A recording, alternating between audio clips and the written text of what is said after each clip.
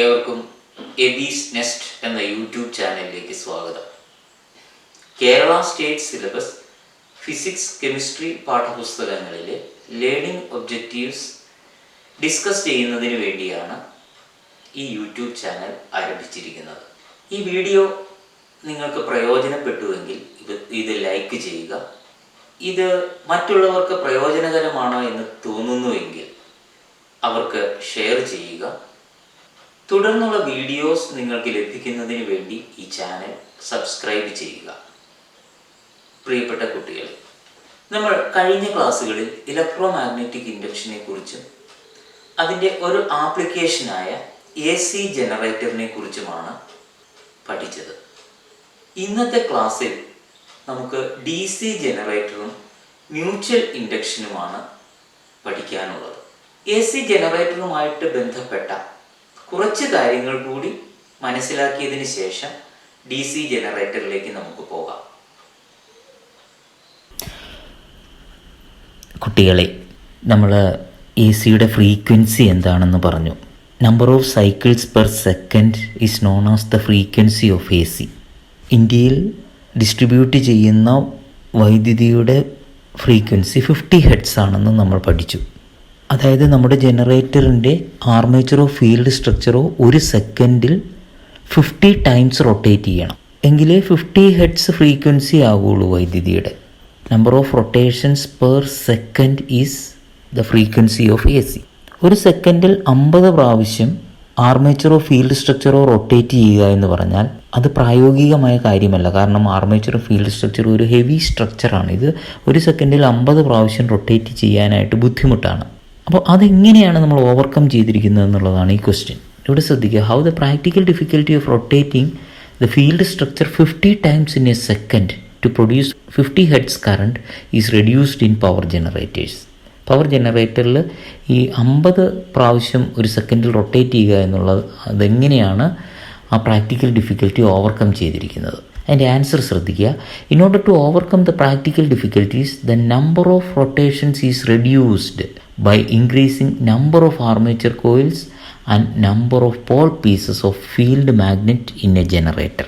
ജനറേറ്ററിൻ്റെ working പഠിച്ചപ്പോൾ ഒരു armature കോയിലും അതിൻ്റെ ചുറ്റും ഒരു പെയർ ഫീൽഡ് മാഗ്നറ്റും ഉള്ളതായിട്ടാണ് നമ്മൾ പഠിച്ചത്. പക്ഷേ യഥാർത്ഥ ജനറേറ്ററിൽ അനേകം ആർമേച്ചർ കോയിലുകളും അവയ്ക്ക് കറസ്പോണ്ടിങ് ആയിട്ടുള്ള ഫീൽഡ് സ്ട്രക്ചറും ഉണ്ടാകും. അപ്പോൾ അങ്ങനെ ആർമേച്ചറിൻ്റെയും ഫീൽഡ് മാഗ്നറ്റിൻ്റെയും എണ്ണം കൂട്ടിയിട്ടാണ് നമ്പർ ഓഫ് റൊട്ടേഷൻസ് കുറച്ചിരിക്കുന്നത്. എണ്ണം കൂട്ടിയിട്ട് നമ്പർ ഓഫ് റൊട്ടേഷൻസ് കുറച്ചാലും ഈ 50 ഹെർട്സ് ഓൾട്ടർനേറ്റിംഗ് കറണ്ട് നമുക്ക് ലഭിക്കും. അടുത്ത ക്വസ്റ്റ്യൻ ശ്രദ്ധിക്കുക. In power generators magnet is made to rotate why. ഈ ക്വസ്റ്റ്യനിൽ പറയുന്നത് പവർ ജനറേറ്ററുകളിൽ മാഗ്നറ്റാണ് റൊട്ടേറ്റ് ചെയ്യുന്നത്. അതിന് കാരണം എന്താണെന്നാണ്. അതായത് നമ്മൾ ജനറേറ്ററിൻ്റെ വർക്കിംഗ് പഠിച്ചപ്പോൾ ആർമേച്ചർ റൊട്ടേറ്റ് ചെയ്യുന്നതായിട്ടാണ് നമ്മൾ പഠിച്ചത്. ആർമേച്ചറിൻ്റെ എൻഡിൽ സ്ലിപ്പ് റിംഗ് ഉണ്ട്. സ്ലിപ്പ് റിംഗ് ഗ്രാഫൈറ്റ് ബ്രഷും ഒക്കെ ആയിട്ട് കണക്റ്റഡ് ആണ് എന്നൊക്കെ നമ്മൾ പഠിച്ചു. കൂടാതെ നമുക്കൊരു കാര്യം കൂടി അറിയാം. ആർമേച്ചർ തന്നെ റൊട്ടേറ്റ് ചെയ്യണമെന്നില്ല. ആർമേച്ചറോ ഫീൽഡ് സ്ട്രക്ചറോ ഏതെങ്കിലും ഒന്ന് റൊട്ടേറ്റ് ചെയ്താൽ മതി. പവർ ജനറേറ്ററുകളിൽ റൊട്ടേറ്റ് ചെയ്യുന്നത് ആർമേച്ചർ അല്ല, ഫീൽഡ് സ്ട്രക്ചറാണ്. അത് എന്തുകൊണ്ടാണെന്നാണ്. അതിന് കാരണം പവർ ജനറേറ്ററിൻ്റെ ആർമേച്ചറിൽ ഉൽപ്പാദിപ്പിക്കുന്ന വൈദ്യുതി വളരെ ഉയർന്ന വോൾട്ടതയിലുള്ളതാണ്. Very high voltage electricity is generated in armature coil. When this high voltage electricity is taken into outer circuit using slip ring and graphite brushes, there will be sparking in between them. The rubbing of slip ring on brushes produce sparks. The magnet is made to rotate in power generators. അതുകൊണ്ടാണ് magnet rotate ചെയ്യുന്നത്. Magnet rotate ചെയ്തിട്ട് armature stationery ആയിട്ട് വെച്ചിരിക്കുകയാണ്. Stationery ആയിട്ട് വെച്ചിരിക്കുന്ന ആർമേച്ചറിൽ നിന്നുമാണ് output എടുത്തിരിക്കുന്നത്. അപ്പോൾ ആർമേച്ചർ കറങ്ങാത്തത് കൊണ്ട് സ്ലിപ്പ് റിംഗ് റൊട്ടേറ്റ് ചെയ്യുന്നില്ല. സ്ലിപ്പ് റിങ്ങിനും ഗ്രാഫൈറ്റ് ബ്രഷിനും ഇടയ്ക്ക് സ്പാർക്ക് ഉണ്ടാവുകയും ചെയ്യുന്നില്ല. കുട്ടികൾ, നമ്മൾ കഴിഞ്ഞ ദിവസം പഠിച്ചത് AC ജനറേറ്ററിനെ കുറിച്ചാണ്. AC ജനറേറ്ററിന്റെ പ്രവർത്തന മാതൃകയായിട്ടാണ് ഇത് നമ്മൾ കണ്ടത്. നമ്മൾ കഴിഞ്ഞ ദിവസം പഠിച്ച കാര്യങ്ങൾ ജസ്റ്റ് ഒന്ന് ഓർമ്മ പുതുക്കിയിട്ട് DC ജനറേറ്റർ പഠിച്ചു. ഇവിടെ ശ്രദ്ധിക്കുക. ഇത് AC ജനറേറ്ററിന്റെ ആർമേച്ചർ ആണ്. ഈ ആർമേച്ചർ ഫീൽഡ് സ്ട്രക്ചറിൽ ഇങ്ങനെ കറങ്ങിക്കൊണ്ടിരിക്കുന്നു. ഇങ്ങനെ കറങ്ങുമ്പോൾ ഈ സൈഡിൽ ഉണ്ടാകുന്ന വൈദ്യുതി ഇപ്പോൾ ഈ ദിശയിലുള്ള വൈദ്യുതിയാണ് ഈ സൈഡിൽ ഉണ്ടാകുന്നതെങ്കിൽ ഇതുമായി ബന്ധപ്പെട്ട സ്ലിപ്പ് റിങ്ങും ഗ്രാഫൈറ്റ് ബ്രഷും വഴി നമുക്ക് പുറത്തേക്ക് എടുക്കാം. അപ്പോൾ ഈ വശം എന്തുമായിട്ട് ബന്ധത്തിൽ വന്നിരിക്കുകയാണ്? അടുത്ത ഗ്രാഫൈറ്റ് ബ്രഷുമായിട്ട് ബന്ധത്തിൽ വന്നിരിക്കുകയാണ്. അപ്പോൾ ഈ നോർത്ത് പോളിനും സൗത്ത് പോളിനും ഇടയ്ക്ക് ആർമേച്ചർ കറങ്ങുന്നു. ആർമേച്ചർ അല്ല കറങ്ങുന്നത്, ഫീൽഡ് സ്ട്രക്ചർ ആണ് കറങ്ങുന്നത് എന്ന് നമ്മൾ ഇപ്പോൾ ഒരു ക്വസ്റ്റ്യനിൽ ഡിസ്കസ് ചെയ്തപ്പോൾ നമ്മൾ പഠിച്ചു. അപ്പോൾ ആർമേച്ചർ കറങ്ങുന്നതായിട്ടാണ് നമ്മൾ പഠിക്കുന്നതെങ്കിൽ പോലും ആർമേച്ചറോ ഫീൽഡ് സ്ട്രക്ചറോ കറങ്ങിയാൽ മതി. രണ്ടും കൂടി കറങ്ങരുത്, ഒന്ന് നിശ്ചലമാക്കി വെച്ചിട്ട് അടുത്തത് കറങ്ങിയാൽ മതി എന്നുള്ള ഒരു ധാരണ നിങ്ങളുടെ ഉള്ളിൽ വേണം. അപ്പോൾ നമ്മൾ ആർമേച്ചർ കറങ്ങുന്നതായിട്ട് നമുക്ക് പഠിക്കാം. ഈ നോർത്ത് പോളും സൗത്ത് പോളും ഉള്ള ഈ മാഗ്നറ്റിക് ഫീൽഡിൽ, നോർത്ത് പോളും ഉണ്ട് സൗത്ത് പോളും ഉണ്ട്, ഈ മാഗ്നറ്റിക് ഫീൽഡിൽ ആർമേച്ചർ കറങ്ങുന്നു. ആർമേച്ചർ കറങ്ങുമ്പോൾ ഈ ആർമേച്ചറിന്റെ എൻസിൽ EMF രൂപപ്പെടുന്നു. ആ EMF ബ്രഷ് വഴി നമ്മൾ ഔട്ടർ സർക്യൂട്ടിലേക്ക് എടുക്കുന്നു. അപ്പോ ഇവിടെ ശ്രദ്ധിക്കുക, ഇവിടെ നോർത്ത് പോളിൽ നിന്ന് സൗത്ത് പോളിലേക്കാണ് മാഗ്നറ്റിക് ഫ്ലക്സ് ലൈൻസ്. ഇപ്പൊ ഈ വശം ശ്രദ്ധിക്കുക, ഇപ്പൊ മാഗ്നറ്റിക് ഫ്ലക്സ് ലൈൻസിനെ ഉള്ളിലേക്കാണ് കട്ട് ചെയ്യുന്നത്, അപ്പോൾ ഒരു ഡയറക്ഷനിൽ കറണ്ട് ഉണ്ടാകുന്നു. ഇപ്പോൾ മാഗ്നറ്റിക് ഫ്ലക്സ് ലൈൻസിനെ പുറത്തേക്കാണ് കട്ട് ചെയ്യുന്നത്, അപ്പോൾ വിപരീത ഡയറക്ഷനിൽ കറണ്ട് ഉണ്ടാകുന്നു. വീണ്ടും ഇത് ഇങ്ങോട്ട് കട്ട് ചെയ്യുന്നു, അപ്പോൾ അതിന് ഓപ്പോസിറ്റ് ആയിട്ടുള്ള ഡയറക്ഷനിൽ കറണ്ട് ഉണ്ടാകുന്നു. ഇതിന്റെ റൊട്ടേഷന്റെ ഇടയിൽ ഓരോ സൈഡും നോക്കുകയാണെങ്കിൽ അത് മാഗ്നറ്റിക് ഫ്ലക്സ് ലൈൻസിനെ കട്ട് ചെയ്യുന്ന ഡയറക്ഷനും എമൗണ്ടും ഒക്കെ മാറും. അതിനനുസരിച്ച് ഉണ്ടാകുന്ന EMFന്റെ ഡയറക്ഷനും എമൗണ്ടും ഒക്കെ മാറും. ആ EMF ആണ് നമുക്ക് സ്ലിപ്പ് റിങ്ങുകൾ വഴി ഗ്രാഫൈറ്റ് ബ്രഷിലൂടെ ഔട്ടർ സർക്യൂട്ടിലേക്ക് കിട്ടുന്നത്.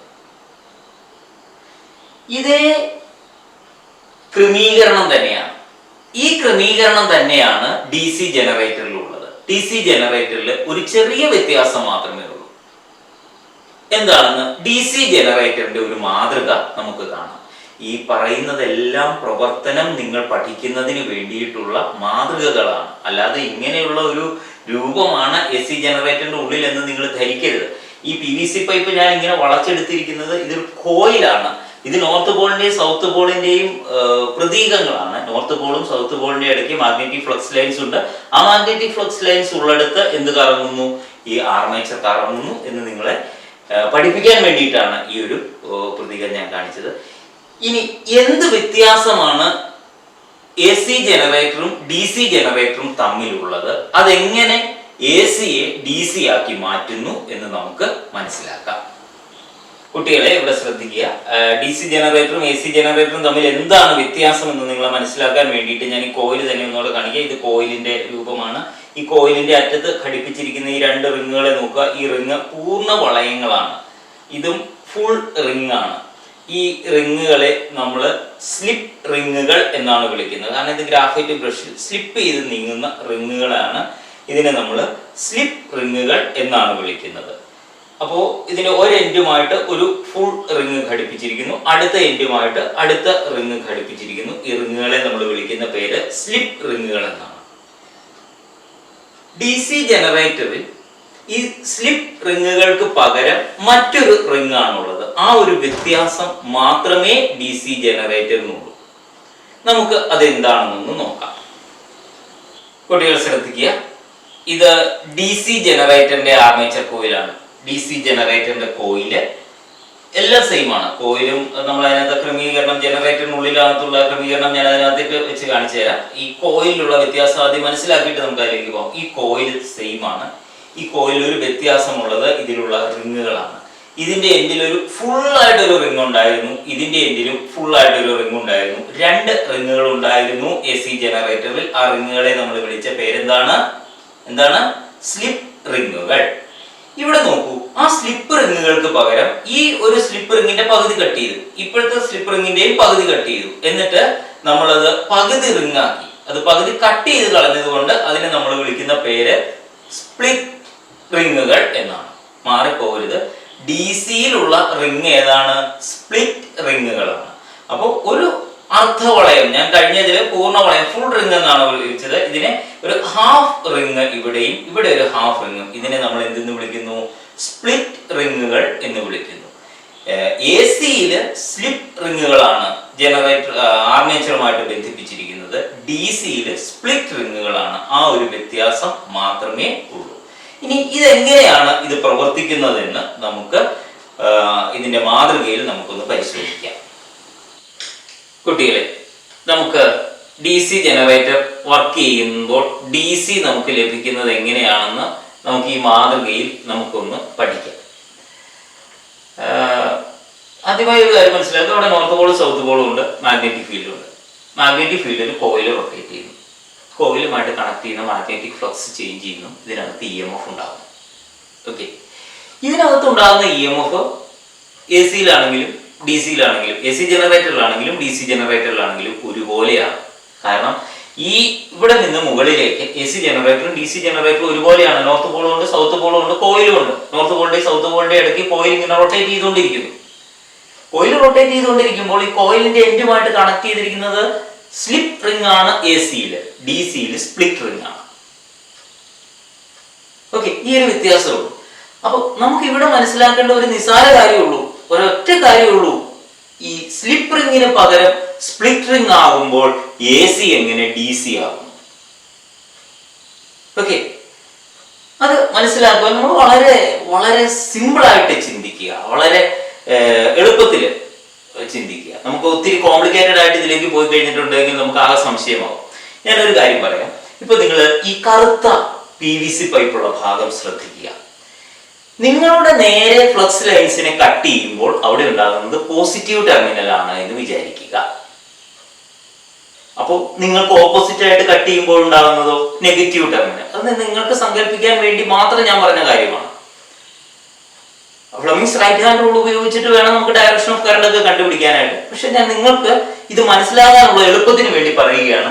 ഈ PVC പൈപ്പ് നിങ്ങളുടെ നേരെ കട്ട് ചെയ്യുമ്പോൾ ഈ വശത്ത് പോസിറ്റീവ് ടെർമിനൽ ഉണ്ടാകുന്നു, അതിന് ഓപ്പോസിറ്റ് കട്ട് ചെയ്യുമ്പോഴോ നെഗറ്റീവ് ടെർമിനൽ ഉണ്ടാകും. നിങ്ങൾ സങ്കല്പിക്കുക. അപ്പോ ഈ കറക്കത്തിന്റെ ഈ അവസ്ഥയിൽ ഇവിടെ പോസിറ്റീവ് ടെർമിനലാണ്, ഇപ്പൊ ഇവിടെ എന്താണ്? നെഗറ്റീവ് ടെർമിനലാണ്. ഇപ്പൊ എന്ത് ടെർമിനലാണ്? പോസിറ്റീവ് ടെർമിനലാണ്. ഇതെന്ത് ടെർമിനലാണ്? നെഗറ്റീവ് ടെർമിനലാണ്. ഇത്രയും കാര്യം മനസ്സിലായോ? ഓക്കെ, ഇനി ഇതിന്റെ എൻഡിൽ ആദ്യം നമുക്കുണ്ടായിരുന്നത് ഒരു പൂർണ്ണ വളയമായിരുന്നു, അതായത് സ്ലിപ്പ് റിംഗ് ആയിരുന്നു. ഈ സ്ലിപ്പ് റിംഗ് ഇതിന്റെ എൻഡുമായിട്ട് ബന്ധിപ്പിച്ചാൽ, ഈ ബ്ലാക്ക് PVC പൈപ്പ് ഉള്ള ഭാഗവുമായിട്ട് ഒരു സ്ലിപ്പ് റിംഗ് ബന്ധിപ്പിച്ചാൽ, ആ സ്ലിപ്പ് റിംഗ് ഇപ്പോ പോസിറ്റീവാണ്, ആ സ്ലിപ്പ് റിംഗ് ഇപ്പോ നെഗറ്റീവാണ്. കാരണം ഇങ്ങോട്ടാണ് കട്ട് ചെയ്യുന്നത്. ഇപ്പോ പോസിറ്റീവാണ്, ഇപ്പോ നെഗറ്റീവാണ്. ആ സ്ലിപ്പ് റിംഗ് പോസിറ്റീവും നെഗറ്റീവും മാറി മാറി വന്നുകൊണ്ടിരിക്കും. കാരണം എന്താണ്? ഈ വശം മാഗ്നറ്റിക് ഫ്ലക്സ് ലൈൻസിനെ കട്ട് ചെയ്യുന്നത് ഇങ്ങോട്ട്, അങ്ങോട്ട്, ഇങ്ങോട്ട്, ഇങ്ങനെ മാറി മാറി വന്നുകൊണ്ടിരിക്കും. അതിനനുസരിച്ച് ഈ സ്ലിപ്പ് റിംഗ്, AC-യിലെ കഥയാണ് ഞാൻ പറയുന്നത്, സ്ലിപ്പ് റിംഗ് ആയിരുന്നുവെങ്കിൽ അത് പോസിറ്റീവ് നെഗറ്റീവ് ഇങ്ങനെ മാറി മാറി വന്നുകൊണ്ടിരിക്കും. അതിനനുസരിച്ച് അവിടുത്തെ ബ്രഷ് പോസിറ്റീവും നെഗറ്റീവുമായി മാറും. അതായത് ഇത് B2 ആയിട്ടാണ് കണക്ട് ചെയ്തിരുന്നതെങ്കിൽ ആ ബ്രഷ് ചിലപ്പോൾ പോസിറ്റീവ് ആയിരിക്കും, ചിലപ്പോൾ നെഗറ്റീവ് ആയിരിക്കും, ചിലപ്പോൾ പോസിറ്റീവ് ആയിരിക്കും. അപ്പോൾ ഔട്ടർ സർക്യൂട്ടിലെ കറണ്ട് എപ്പോഴും പോസിറ്റീവിൽ നിന്ന് നെഗറ്റീവിലേക്ക് ആയിരിക്കും. അപ്പോൾ കറണ്ടിന്റെ ഡയറക്ഷൻ അങ്ങോട്ടും ഇങ്ങോട്ടും മാറിക്കൊണ്ടിരിക്കും. അതാണ് AC. DC-യിലും സംഭവിക്കുന്നത് അത് തന്നെയാണ്. ഇവിടെ ഇപ്പോൾ പോസിറ്റീവ് ടെർമിനൽ രൂപപ്പെട്ടു. കാരണം നിങ്ങളുടെ നേരെയാണത് മാഗ്നറ്റിക് ഫ്ലക്സ് ലൈൻസിനെ കട്ട് ചെയ്യുന്നത്. അതുകൊണ്ട് ഈ സൈഡിൽ ഉണ്ടാകുന്ന ടെർമിനൽ എന്താണ്? Positive terminal. ഈ സ്പ്ലിറ്റ് റിംഗ് എന്താണ്? പോസിറ്റീവ്. ഈ ബ്രഷ് എന്താണ്? പോസിറ്റീവ്. ഓക്കെ, അപ്പോ ഈ സൈഡ് എന്താണ്? നെഗറ്റീവ്. കാരണം ഇവിടെ മാഗ്നറ്റിക് ഫ്ലക്സ് ലൈൻസിനെ നിങ്ങൾക്ക് ഓപ്പോസിറ്റ് ആണ് കട്ട് ചെയ്യുന്നത്. ഓപ്പോസിറ്റ് ആണെങ്കിൽ നെഗറ്റീവ് ആണെന്ന് സങ്കല്പിക്കാനാണ് ഞാൻ പറഞ്ഞത്. അപ്പൊ ഈ ബ്രഷ് എന്താണ്? നെഗറ്റീവ് ആണ്. അപ്പോൾ B1 പോസിറ്റീവും B2 നെഗറ്റീവും. കറണ്ട് B1-ൽ നിന്ന് B2-ലേക്ക് ഔട്ടർ സർക്യൂട്ടിൽ. ഓക്കെ, ഇനി ഇതിന്റെ കറക്കം കഴിഞ്ഞത് ഇവിടെ വന്നു. ഇവിടെ വന്നപ്പോൾ ഇതെന്തായി? നിങ്ങൾക്ക് ഓപ്പോസിറ്റ് ആണ് കട്ട് ചെയ്യുന്നത്. ഈ സൈഡ് എന്താണ്? നെഗറ്റീവ് ആണ്. ഇത് നെഗറ്റീവ് ആയപ്പോൾ ഇതുമായിട്ട് കണക്ട് ചെയ്യുന്ന ബ്രഷ് അല്ല റിങ്, സ്പ്ലിറ്റ് റിങ് നെഗറ്റീവ് ആണ്. ആ സമയത്ത് ഇത് B1-ഉമായിട്ടല്ല കണക്ഷൻ, B2 ആയിട്ടാ. ഇപ്പൊ B2 എന്താണ്? നെഗറ്റീവ് ആണ്. B1 എന്താണ്? പോസിറ്റീവ് ആണ്. ആദ്യവും അങ്ങനെ തന്നെ അല്ലായിരുന്നു. ഇപ്പോഴും B1-ൽ നിന്ന് B2-ലേക്കാണ് കറണ്ട്. ഓക്കെ, ഇനി ഇതിന്റെ കറക്കത്തിന്റെ ഈ അവസ്ഥ ശ്രദ്ധിക്കുക. ഇപ്പോ മാഗ്നറ്റിക് ഫ്ലക്സ് ലൈൻസിനെ ഈ വശം കട്ട് ചെയ്യുന്നത് അങ്ങോട്ടാണ്, ഇവിടെ എന്താണ്, അങ്ങോട്ടാണെങ്കിൽ പോസിറ്റീവ്. പോസിറ്റീവ് ആയപ്പോൾ ഈ സ്പ്ലിറ്റ് റിംഗ് എന്താണ്, പോസിറ്റീവ്. ഈ ബ്രഷ് എന്താണ്, പോസിറ്റീവ്. അപ്പൊ ഈ ബ്രഷ് എന്താണ്, നെഗറ്റീവ്. കാരണം ഈ സൈഡ് ഇങ്ങോട്ടാണ് കട്ട് ചെയ്യുന്നത്, ഈ വശം നെഗറ്റീവ്. ചുരുക്കി പറഞ്ഞാൽ B1 എന്ന് പറയുന്ന ബ്രഷ് എപ്പോഴും പോസിറ്റീവും B2 എന്ന് പറയുന്ന ബ്രഷ് എല്ലായ്പ്പോഴും നെഗറ്റീവുമായിരിക്കും. So the direction of current in outer circuit will be always from B1 to B2. This type of current is known as direct current.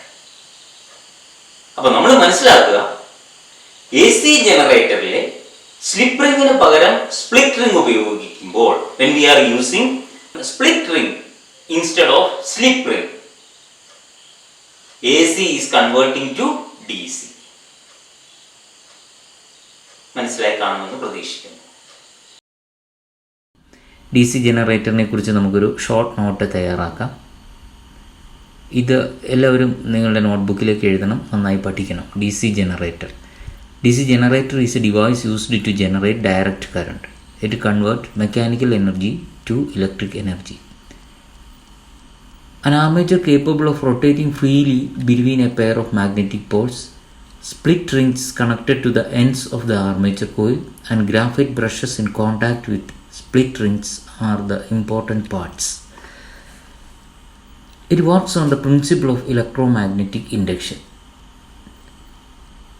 When armature coil of DC generator rotates in the magnetic field, an alternating current is induced in the coil.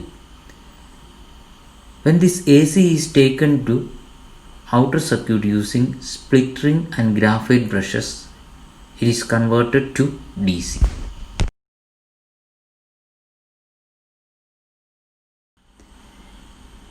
ഇപ്പോൾ ചിത്രത്തിൽ കാണിച്ചിരിക്കുന്നത് 3 തരം കറണ്ടിൻ്റെ graphic റെപ്രസെൻറ്റേഷനാണ്. ഒന്നാമതായി കാണിച്ചിരിക്കുന്നത് AC, alternating current. Alternating current നമ്മൾ അതിൻ്റെ graph പരിശോധിക്കുമ്പോൾ നമുക്ക് മനസ്സിലാവുന്നത്, നമ്മൾ പഠിച്ചതാണ്, ആ കറണ്ടിൻ്റെ ഡയറക്ഷൻ ചേഞ്ചസ് കണ്ടിന്യൂസ്ലി. ആ കറണ്ടിൻ്റെ ഡയറക്ഷൻ എപ്പോഴും മാറിക്കൊണ്ടിരിക്കുന്നതായിരിക്കും. EMFും ചേഞ്ച് ചെയ്യുന്നു. EMF changes in both directions. അത് അതേ രീതിയിൽ AC-യുടെ ഗ്രാഫിക് റെപ്രസെൻറ്റേഷൻ മനസ്സിലാക്കുക. ഇനി അടുത്ത 2 ഗ്രാഫുകൾ DC-യുടേതാണ്. അത് ആദ്യത്തേത് ബാറ്ററിയിൽ നിന്നുള്ള DCയും രണ്ടാമത്തേത് ജനറേറ്ററിൽ നിന്നുള്ള DCയും. ഈ ബാറ്ററിയിൽ നിന്നുള്ള DC ആണ് നമ്മൾ പ്യുവർ DC ആയിട്ട് കണക്കാക്കുന്നത്. അത് ശ്രദ്ധിക്കുക. അതിൻ്റെ EMFും ഡയറക്ഷനും മാറുന്നില്ല. അതായത് 1.5 വോൾട്ടിൻ്റെ സെല്ലാണെങ്കിൽ എപ്പോഴും അതിനകത്ത് നിന്ന് ലഭിക്കുന്നത് 1.5 വോൾട്ട് തന്നെയായിരിക്കും. അതിൻ്റെ direction of current is always from the positive terminal of the cell to negative terminal. അതായത് പോസിറ്റീവിൽ നിന്ന് നെഗറ്റീവിലേക്ക് എപ്പോഴും സെയിം ഡയറക്ഷനിലായിരിക്കും ആ സെല്ലിൽ നിന്നുള്ള കറണ്ട്. അപ്പോൾ അതുകൊണ്ട് ബാറ്ററിയിൽ നിന്നുള്ള ഡയറക്റ്റ് കറണ്ടിൻ്റെ ഗ്രാഫിക് റെപ്രസെൻറ്റേഷൻ നമുക്ക് രണ്ടാമത്തെ പിക്ചറായിട്ട് എഴുതാം. ഒരു സ്ട്രെയിറ്റ് ലൈനായിരിക്കും പാരലൽ ടു എക്സ് ആക്സിസ്. നമ്മൾ എന്തൊക്കെയാണ് EMF Y ആക്സിസിലും ടൈം എക്സ് ആക്സിസിലും എടുത്തിട്ടുണ്ടെങ്കിൽ EMF എപ്പോഴും കോൺസ്റ്റൻ്റ് ആയിരിക്കും. അതുകൊണ്ടൊരു സ്ട്രെയിറ്റ് ലൈനായിരിക്കും നമുക്ക് കിട്ടുന്നത്. But the DC from DC generator, നമ്മൾ DC ജനറേറ്റർ പഠിച്ചു. DC ജനറേറ്റർ പഠിച്ചപ്പോൾ അതിനകത്തുള്ള സ്പ്ലിറ്റ് റിങ്ങുകൾ ഓപ്പോസിറ്റ് ഡയറക്ഷനിലുള്ള ഫ്ലക്സ് ചേഞ്ചിനെ കട്ട് ചെയ്യുന്നതേ ഉള്ളൂ. Still there is variation of EMF. അപ്പോൾ ഡയറക്ഷൻ മാറുന്നില്ല, EMF എന്ത് ചെയ്യുന്നുണ്ട്, ഡിക്രീസ് ചെയ്യുകയും ഇൻക്രീസ് ചെയ്യുകയും ചെയ്യുന്നുണ്ട്. അപ്പോൾ DC from a DC generator is not a pure DC. അപ്പോൾ DC ജനറേറ്ററിൽ നിന്നുള്ള DCയുടെ ഗ്രാഫിക് റെപ്രസെൻറ്റേഷൻ മനസ്സിലാക്കുക. ഈ 3 ഗ്രാഫും വളരെ പ്രധാനപ്പെട്ടതാണ്. നോട്ട്ബുക്കിലേക്ക് എഴുതണം, പഠിക്കണം.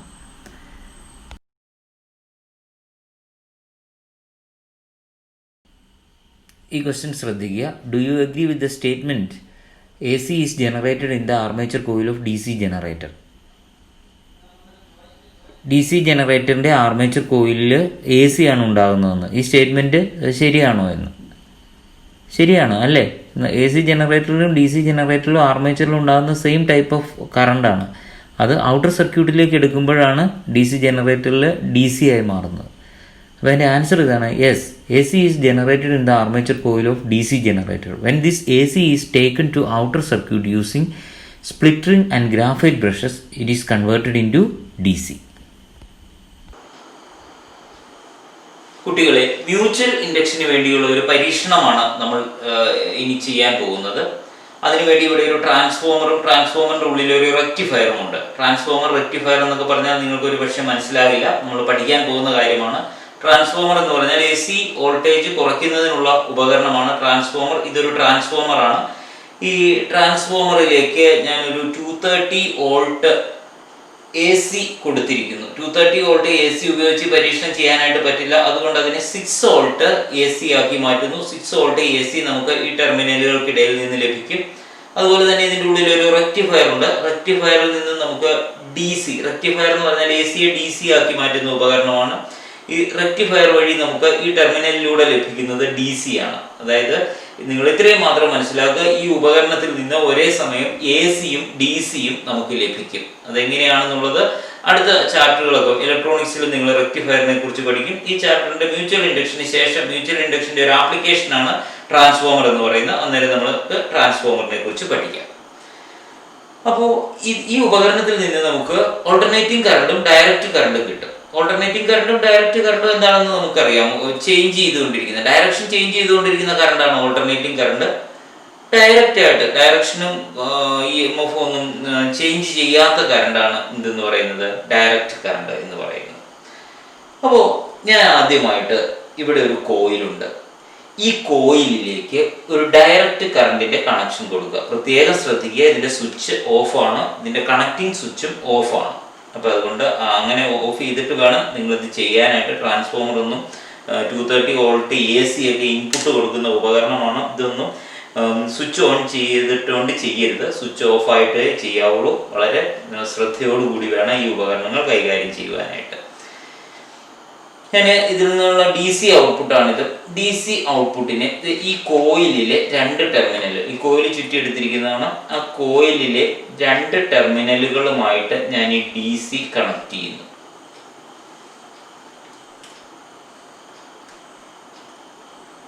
ഈ DC-യുടെ പോസിറ്റീവ് ടെർമിനലും നെഗറ്റീവ് ടെർമിനലുമായിട്ട് ഞാൻ ഈ കോയിലിലേക്ക് കണക്ട് ചെയ്തിരിക്കുകയാണ്.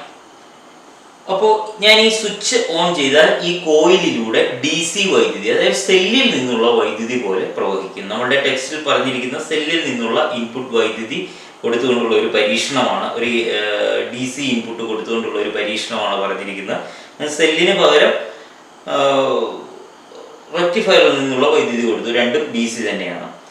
ഇനി ഇതൊരു ഇൻസുലേറ്റഡ് കോപ്പർ വയറാണ്. ഇതിൻ്റെ ഉള്ളിൽ PVC പൈപ്പാണ്. ഞാനപ്പോൾ ഈ copper coil, insulated copper wire കൊണ്ടുള്ള ഒരു കോയിലാണ്. ഈ കോയില് ഞാൻ ഇതിൻ്റെ ഉള്ളിലേക്ക് വെച്ച് കഴിഞ്ഞാൽ ഈ കോയില്, 2 കോയിലുകളും തമ്മിൽ ഒരു മെറ്റാലിക് കോണ്ടാക്റ്റും ഇല്ല. കാരണം ഇതിൻ്റെ ഉള്ളിൽ PVC ആണ്, ഇത് ഇൻസുലേറ്റഡ് കോപ്പർ വയറാണ്. അപ്പോൾ ഞാൻ ഇതിൻ്റെ ഉള്ളിലേക്ക് വെക്കുന്നു. അപ്പോൾ ഈ 2 കോയിലുകളും പരസ്പരം ഒരു രീതിയിലും കണക്ഷൻ ഇല്ലാതെ, പരസ്പരം ഒരു രീതിയിലും ബന്ധമില്ലാതെ ഇൻസുലേറ്റഡ് ആയിട്ടുള്ള 2 കോയിലുകളാണ്. ഇതിനകത്തേക്ക് DC വൈദ്യുതി കൊടുത്തിരിക്കുന്നു. ഇനി ഞാൻ ഈ ട്രാൻസ്ഫോമറിന്റെ സ്വിച്ച് ഓൺ ചെയ്ത ശേഷം ഈ സ്വിച്ച് ഓൺ ചെയ്താൽ ഈ കോയിലിലൂടെ DC വൈദ്യുതി പ്രവഹിക്കും. എന്താണ് സംഭവിക്കുന്നതെന്ന് നോക്കാം. ട്രാൻസ്ഫോമറിന്റെ സ്വിച്ച് ഞാൻ ഓൺ ചെയ്തു. ഇനി ഇതിൽ നിന്നും ഇതിന്റെ ഔട്ട്പുട്ട് സ്വിച്ച് ഓൺ ചെയ്യുകയാണ്. നിങ്ങൾ ഇവിടെ ഒരു ഗാൽവനോമീറ്റർ ഉണ്ട്. ഈ ഗാൽവനോമീറ്ററിലെ നീഡിൽ ശ്രദ്ധിക്കുക. ഞാനിത് സ്വിച്ച് ഒന്ന് ഓൺ ചെയ്യുകയാണ്. സ്വിച്ച് ഓൺ ചെയ്തപ്പോഴേ ഒരു സൈഡിലേക്ക് ഡിഫ്ലക്ഷൻ ഉണ്ടായി, തിരിച്ചത് 0-യിലേക്ക് വന്നു. സ്വിച്ച് ഓഫ് ചെയ്യുമ്പോൾ ശ്രദ്ധിക്കുക, സ്വിച്ച് ഓഫ് ചെയ്യുമ്പോൾ ഓപ്പോസിറ്റ് ഡയറക്ഷനിലേക്ക് ഡിഫ്ലക്ഷൻ ഉണ്ടായി, തിരിച്ചത് 0-യിൽ തന്നെ വന്നു. ഓക്കെ, സ്വിച്ച് ഓൺ ചെയ്യുന്നു, ശ്രദ്ധിക്കുക. സ്വിച്ച് ഓൺ ചെയ്യുമ്പോൾ റൈറ്റിലേക്ക് ഡിഫ്ലക്ഷൻ ഉണ്ടായി, അത് 0-യിൽ വന്നു. സ്വിച്ച് ഓഫ് ചെയ്തപ്പോൾ ലെഫ്റ്റിലേക്ക് ഡിഫ്ലക്ഷൻ ഉണ്ടായി, 0-യിൽ വന്നു. ഗാൽവനോമീറ്ററിൽ നിങ്ങൾക്ക് കാണാൻ സാധിക്കുന്നുണ്ടെന്ന് തോന്നുന്നു. ഇത് DC ഡയറക്റ്റ് കറണ്ടാണ് ഞാൻ ഈ കോയിലിലേക്ക് കൊടുത്തിരിക്കുന്നത്. ഡയറക്റ്റ് കറണ്ട് കോയിലിലേക്ക് കൊടുക്കുമ്പോൾ ഗാൽവനോമീറ്റർ ശ്രദ്ധിക്കുക. ഗാൽവനോമീറ്ററിൽ ഒരു ഡിഫ്ലക്ഷൻ ഉണ്ടാകുന്നു. ആ ഡിഫ്ലക്ഷൻ ഉണ്ടാകുന്നത് കറണ്ട് വരുമ്പോൾ മാത്രമാണ് ആ ഗാൽവനോമീറ്ററിൽ ഡിഫ്ലക്ഷൻ ഉണ്ടാകുന്നത്. അല്ലാതെ ഗാൽവനോമീറ്ററിൽ ഡിഫ്ലക്ഷൻ ഉണ്ടാകുന്നു എന്ന് പറഞ്ഞാൽ നമ്മൾ ഇലക്ട്രോമാഗ്നറ്റിക് ഇൻഡക്ഷൻ പഠിച്ചപ്പോൾ നമ്മൾ മനസ്സിലാക്കിയ കാര്യമാണ്. ഗാൽവനോമീറ്ററിൽ ഡിഫ്ലക്ഷൻ ഉണ്ടായെങ്കിൽ അതിന്റെ അർത്ഥം എന്താണ്? ഈ സർക്യൂട്ടിൽ കറണ്ട് ഉണ്ട് എന്നുള്ളതാണ്. അതായത് ഈ 2 കോയിലും പരസ്പരം കണക്ട് ചെയ്യാത്ത രീതിയിൽ ഇതിനെ ഇവിടെ വെച്ചിരിക്കുന്നു. ഞാൻ ഈ കോയിലിലേക്ക് ഡി സി വൈദ്യുതി നൽകുമ്പോൾ ഈ ചെറിയ കോയിൽ കറണ്ട് ഉണ്ടാകുന്നുണ്ട്, ഓഫ് ചെയ്യുമ്പോഴും ഈ ചെറിയ കോയിലിൽ കറണ്ട് ഉണ്ടാകുന്നുണ്ട്. ഈ കോയിലിൽ കറണ്ട് ഉണ്ടാകുന്നത് കൊണ്ടാണ് ഗാൽവനോമീറ്റർ ഡിഫ്ലക്ട് ചെയ്യുന്നത്. ഒന്നുകൂടി ശ്രദ്ധിക്കുക. ഓൺ ചെയ്യുമ്പോൾ കറണ്ട് ഉണ്ടാകുന്നുണ്ട്, ഓഫ് ചെയ്യുമ്പോൾ കറണ്ട് ഉണ്ടാകുന്നുണ്ട്. ഓക്കെ. ഇപ്പോൾ ഡി സി വൈദ്യുതി നൽകിയപ്പോൾ ഈ കോയിൽ ഓൺ ചെയ്തപ്പോഴും നമ്മൾ ഡി സി വൈദ്യുതി നൽകിയപ്പോൾ കോയിലിലേക്കുള്ള വൈദ്യുതി ഓൺ ചെയ്തപ്പോഴും അതുപോലെ തന്നെ ഓഫ് ചെയ്തപ്പോഴും മാത്രമാണ് ഔട്ട്പുട്ടിൽ കറണ്ട് ഉണ്ടായത്. എനിക്കിനി സ്ഥിരമായിട്ട് ഇവിടെ കറണ്ട് ഉണ്ടാകുന്ന രീതിയിലുള്ള ഒരു ക്രമീകരണം ഉണ്ടാകണം. അതിന് എന്താണ് ചെയ്യാൻ പറ്റുന്നത്? ഞാൻ ഇതിനകത്തിട്ട് 6 വോൾട്ട് ഡി സി ആണ് നൽകിയത്. അതിന് പകരം ഞാൻ 6 വോൾട്ട് എ സി നൽകുകയാണ്.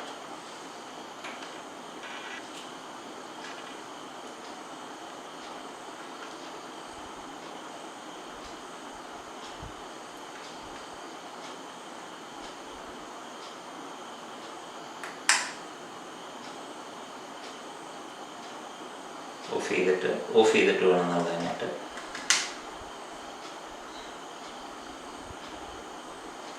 ഇപ്പോൾ ഞാൻ 6 വോൾട്ട് എ സിയുമായിട്ട് ഈ കോയിൽ കണക്ട് ചെയ്ത് വെച്ചിരിക്കുന്നു. അതിനുശേഷം ഞാൻ മറ്റൊരു കോയിൽ ഇതുപോലെ തന്നെ ഇതുമായിട്ട് ബന്ധമില്ലാത്ത മറ്റൊരു കോയിൽ ഞാൻ എടുക്കുന്നുണ്ട്. ആ കോയിലുമായിട്ട് ഞാൻ ഒരു ബൾബും കണക്ട് ചെയ്തിട്ടുണ്ട്. ഈ കോയിലുമായിട്ട് ബൾബ് കണക്ട് ചെയ്ത കോയിലിനെ ഇതിൻ്റെ ഉള്ളിൽ ഇറക്കി വെച്ചിരിക്കുന്നു. ഒരു കാര്യം പ്രത്യേകം ശ്രദ്ധിക്കുക, ഈ രണ്ട് കോയിലുകളും തമ്മിൽ ഒരു രീതിയിലുള്ള മെറ്റാലിക് കണക്ഷനുമില്ല. ഇതിൻ്റെ ഉള്ളിലേക്ക് ഞാൻ ഈ അടുത്ത കോയിലിനെ ഇറക്കി വെച്ചിരിക്കുന്നു. ഇപ്പൊ രണ്ട് കോയിലുകൾ അടുത്തടുത്തായി സ്ഥിതി ചെയ്യുന്നു എന്ന് മാത്രമേ ഉള്ളൂ. ഇനി ഞാൻ ഈ സ്വിച്ച് ഓൺ ചെയ്യുകയാണ്. ശ്രദ്ധിക്കുക, സ്വിച്ച് ഓൺ ചെയ്യുമ്പോൾ ആ ബൾബ് തെളിയുന്നു. ഓൺ ചെയ്യുമ്പോൾ ആ ബൾബ് തെളിയുന്നു എന്ന് പറഞ്ഞാൽ ഓൺ ചെയ്തതിന് ശേഷം ആ ബൾബ് അവിടെ തെളിഞ്ഞു നിൽക്കുകയാണ് ചെയ്യുന്നത്. ഓഫ് ചെയ്യുമ്പോൾ ബൾബ് ഓഫ് ആകുന്നു. ഇതിപ്പോൾ നമ്മൾ നൽകിയത് എ സി ആണ്. എ സി നൽകിയപ്പോൾ സ്ഥിരമായി ആ ബൾബ് അവിടെ തെളിഞ്ഞു നിൽക്കുന്നു. ഡി സി നൽകിയപ്പോഴും സ്വിച്ച് ഓൺ ചെയ്തപ്പോഴും ഓഫ് ചെയ്തപ്പോഴും മാത്രമാണ് ഔട്ട്പുട്ടിൽ കറണ്ട് ഉണ്ടായത്. അപ്പോൾ രണ്ട് കോയിലുകൾ അടുത്തടുത്ത് വെച്ചിരിക്കുന്നു. അതിലേക്ക് ഡി സി നൽകിയപ്പോൾ സ്വിച്ച് ഓൺ ചെയ്തപ്പോഴും ഓഫ് ചെയ്തപ്പോഴും നമുക്ക് സെക്കൻഡറി കോയിലിൽ കറണ്ട് ഉണ്ടായി. എന്നാൽ എ സി നൽകിയപ്പോൾ, എ സി ഒരു കോയിലിൽ നൽകിയപ്പോൾ അടുത്ത കോയിലിൽ അതിൻ്റെ സമീപത്ത് ഇരിക്കുന്ന നിയർ ബൈ കോയിൽ എന്ന് വിളിക്കാം ഇതിനെ, അടുത്തിരിക്കുന്ന ഒരു കോയിലിൽ ഞാൻ എ സി നൽകിയപ്പോൾ സ്ഥിരമായി കറണ്ട് ഉണ്ടായി. നോക്കുക, ഇപ്പൊ നിങ്ങൾക്ക് വിചാരിക്കുക ഇതിൻ്റെ ഉള്ളിൽ വേറെ ഏതെങ്കിലും രീതിയിൽ കണക്ഷൻ ഉണ്ടായിരുന്നു. ഇല്ല, ഈ രണ്ട് കോയിലുകളും അടുത്തടുത്തിരിക്കുന്നു എന്ന് മാത്രമേ ഉള്ളൂ. അപ്പോൾ ഇതിനകത്ത് കറണ്ട് ഉണ്ടായി. ഓക്കെ. അപ്പോ മ്യൂച്വൽ ഇൻഡക്ഷൻ എന്നാൽ എന്താണ് എന്നുള്ളത് ഞാൻ ഇതിൽ നിന്ന് ജസ്റ്റ് ഒന്ന് കൺക്ലൂഡ് ചെയ്യാം. രണ്ട് കോയിലുകൾ അടുത്തടുത്തിരിക്കുന്നു. ഒരു കോയിലിലൂടെ കറണ്ട് ഫ്ലോ ചെയ്യുന്നത് മൂലം അതിന് ചുറ്റും ഒരു ഫ്ലക്സ് ചേഞ്ച് ഉണ്ടാകുന്നു. ആ ഫ്ലക്സ് ചേഞ്ച് അടുത്ത കോയിലിലേക്ക് ഒരു EMF ഇൻഡ്യൂസ് ചെയ്യുന്നു. ഞാൻ പറഞ്ഞത് മനസ്സിലായോ? ഇവിടെ ഡി സി നൽകിയപ്പോൾ സ്വിച്ച് ഓൺ ചെയ്യുമ്പോഴും ഓഫ് ചെയ്യുമ്പോഴും മാത്രമേ ഈ കോയിലിൽ ഫ്ലക്സ് ചേഞ്ച് ഉണ്ടാകുന്നുള്ളൂ, ഡി സി നൽകുമ്പോൾ. അതുകൊണ്ടാണ് സ്വിച്ച് ഓൺ ചെയ്തപ്പോഴും ഓഫ് ചെയ്തപ്പോഴും മാത്രം ഈ കോയിലിൽ EMF ഇൻഡ്യൂസ് ചെയ്തത്. അപ്പോൾ ഇവിടെ ഫ്ലക്സ് ചേഞ്ച് ഉണ്ടായപ്പോൾ മാത്രമേ ഈ സെക്കൻഡറി കോയിൽ, രണ്ടാമത്തെ കോയിലിൽ ഒരു EMF ഇൻഡ്യൂസ് ചെയ്തുള്ളൂ. ഇനി എ സി നൽകുമ്പോൾ അങ്ങനെയല്ല. എ സിയുടെ പ്രത്യേകത എന്താണ്? എ സി എപ്പോഴും ഡയറക്ഷൻ മാറിക്കൊണ്ടിരിക്കുന്ന കറണ്ടാണ്. അപ്പോൾ ഞാൻ ഇതിനകത്തേക്ക് ഒരു എ സി വൈദ്യുതി നൽകുമ്പോൾ ഇതിന്റെ ചുറ്റിലുമുള്ള കറണ്ടിന്റെ ഡയറക്ഷൻ മാറും. ഡയറക്ഷൻ മാറുന്നതിനനുസരിച്ച് ഇതിന്റെ ചുറ്റും ഉണ്ടാകുന്ന മാഗ്നറ്റിക് ഫീൽഡിന്റെ, ഒരു കോയിലിന് ചുറ്റും മാഗ്നറ്റിക് ഫീൽഡ് ഉണ്ടാകുന്നുണ്ട്, നമ്മൾ പഠിച്ച കാര്യമാണ്. ഈ കോയിലിന് ചുറ്റും ഉണ്ടാകുന്ന മാഗ്നറ്റിക് ഫീൽഡിന്റെ ഡയറക്ഷനും മാറും. അങ്ങനെ ഡയറക്ഷൻ മാറുന്ന സ്ഥലത്താണ്, അതായത് ഫ്ലക്സ് ചേഞ്ച് ചെയ്യുന്ന ഒരു സ്ഥലത്താണ് ഞാൻ ഈ കോയിൽ വെക്കുന്നത്. അപ്പോൾ ഈ ഫ്ലക്സ് ചേഞ്ച് കണ്ടിന്യൂസ് ആയിട്ട് നടക്കുകയാണ്. ഈ ഫ്ലക്സ് ചേഞ്ച് കണ്ടിന്യൂസ് ആയിട്ട് നടക്കണമെങ്കിൽ ഏത് വൈദ്യുതി ആയിരിക്കണം, ഏത് കറണ്ട് ആയിരിക്കണം? എ സി ആയിരിക്കണം. അപ്പോൾ എ സി ആണെങ്കിൽ മാത്രമേ ഫ്ലക്സ് ചേഞ്ച് ഉണ്ടാവുകയുള്ളൂ കണ്ടിന്യൂസ് ആയിട്ട്. അതുകൊണ്ട് കണ്ടിന്യൂസ് ആയിട്ട് സെക്കൻഡറിയിൽ, അതായത് അടുത്ത കോയിലിൽ ഒരു ബൾബ് പ്രകാശിക്കുകയുള്ളൂ. ഓക്കെ, ഇനി നമുക്ക് ഇതുമായിട്ട് ബന്ധപ്പെട്ട ചില കാര്യങ്ങൾ, ചില ടേംസ് നമുക്ക് പഠിക്കാം. 2 കോയിലുകൾ നമ്മൾ ഇവിടെ എടുത്തു. അതിനകത്തേക്ക് നമ്മൾ വൈദ്യുതി നൽകുന്ന കോയിൽ, ഈ കോയിലിലേക്കാണ് വൈദ്യുതി നൽകുന്നത്. വൈദ്യുതി നൽകുന്ന കോയിലിനെ നമുക്ക് പ്രൈമറി കോയിൽ എന്ന് വിളിക്കാം. ഈ പ്രൈമറി കോയിലിലൂടെയുള്ള വൈദ്യുതി മൂലം അതിന്റെ അടുത്തിരിക്കുന്ന മറ്റൊരു കോയിലിൽ വൈദ്യുതി ഉണ്ടാകുന്നു. ആ വൈദ്യുതി ഉണ്ടാകുന്ന കോയിലിനെ, അതായത് ഈ ബൾബ് ആയിട്ട് കണക്ട് ചെയ്തിരിക്കുന്ന കോയിലിനെ നമുക്ക് സെക്കൻഡറി കോയിൽ എന്ന് വിളിക്കാം. നമ്മുടെ ടെക്സ്റ്റിൽ തന്നിരിക്കുന്ന ചിത്രം 2 കോയിലുകൾ അടുത്തടുത്ത് ചുറ്റി, ഒരു കോറിൽ അടുത്തടുത്ത് ചുറ്റി എടുത്തിരിക്കുന്നതാണ്. ഇങ്ങനെ ഒരു ക്രമീകരണം എടുത്തത് കൂടുതൽ ഫ്ലക്സ് ചേഞ്ചും കൂടുതൽ ഫ്ലക്സ് ചേഞ്ച് മൂലം കൂടുതൽ കറണ്ടും ഉണ്ടാകുന്നു, അത് ആ ബൾബ് തെളിയുന്നത് കാണുവാൻ വേണ്ടിയിട്ടാണ്. ഇനി നമുക്ക് നമ്മുടെ ടെക്സ്റ്റിൽ ഈ പരീക്ഷണവുമായിട്ട് ബന്ധപ്പെട്ട് പറഞ്ഞിരിക്കുന്ന കാര്യങ്ങൾ നമുക്കൊന്ന് പരിശോധിക്കാം. അപ്പോൾ നിങ്ങൾക്ക് മ്യൂച്വൽ ഇൻഡക്ഷനെ കുറിച്ച് കൂടുതൽ വ്യക്തമാകും.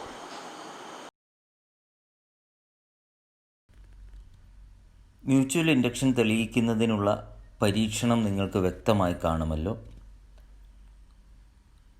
ഇനി മ്യൂച്വൽ ഇൻഡക്ഷനുമായി ബന്ധപ്പെട്ട് ടെക്സ്റ്റിൽ നൽകിയിരിക്കുന്ന ചില ചോദ്യങ്ങളും ചില ചിത്രങ്ങളും വിശകലനം ചെയ്യാം.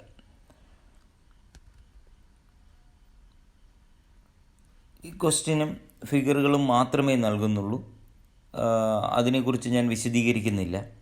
അത് പരീക്ഷണം നിങ്ങൾ കണ്ടതിൻ്റെ അടിസ്ഥാനത്തിൽ അവയുടെ ആൻസറുകൾ ഞാൻ ഇതിൽ തരുന്നുണ്ട്. അവയുടെ ആൻസറുകൾ ഈ പരീക്ഷണത്തിൻ്റെ അടിസ്ഥാനത്തിൽ മനസ്സിലാക്കുകയും അവ നോട്ട്ബുക്കിലേക്ക് എഴുതി പഠിക്കുകയും ചെയ്യുക. മ്യൂച്വൽ ഇൻഡക്ഷൻ നന്നായി പഠിക്കണം. കാരണം മ്യൂച്വൽ ഇൻഡക്ഷനുമായിട്ട് ബന്ധപ്പെട്ട ട്രാൻസ്ഫോമറുകളെക്കുറിച്ചാണ് നമ്മൾ അടുത്ത ക്ലാസ്സിൽ പഠിക്കാൻ പോകുന്നത്. അതിനാൽ തുടർന്നുള്ള ഭാഗത്ത് നൽകുന്ന മ്യൂച്വൽ ഇൻഡക്ഷൻ്റെ നോട്ട്സ് ടെക്സ്റ്റിലേക്ക് എഴുതുകയും അവ നന്നായി പഠിക്കുകയും ചെയ്യുക.